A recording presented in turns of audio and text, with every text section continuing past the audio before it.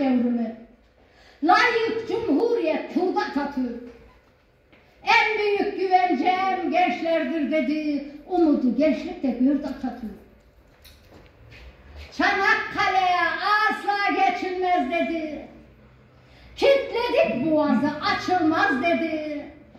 Mehmetçiğin gücü ölçülmez dedi. Dünyaya hükmeden orada Atatürk. 19 Mayıs'ta çıktı Samsun'a. Bir cesaret geldi Türk ordusuna. Kimin gücü yeter yiğit hasına. Yiğitti, cesurdu bir de Atatürk. Erzurum'dan kalktı Sivas'ı geçti.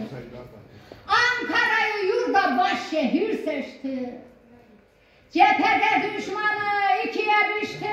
4 nalatını sürdü Atatürk.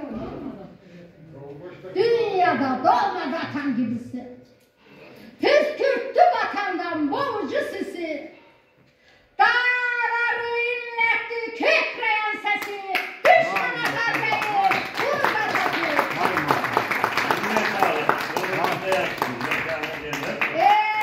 Türkleri verme vatan toprağın. Ebediyen tütsün yurdun ocağın. Şerefle yükselsin allı bayrağın. Türklük bilincini ördü Atatürk. Atam ordusuna cesaret verdi. Türklüğe yenilgi yakışmaz dedi. Yurda göz kayanı yerlere serdi. Arıttı düşmandan yurda Atatürk.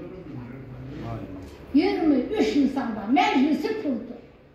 Zafer verdi yurda düşmanı yordu. Dünya tarihine damgayı vurdu. Bir yanardağ gibi kordu Atatürk.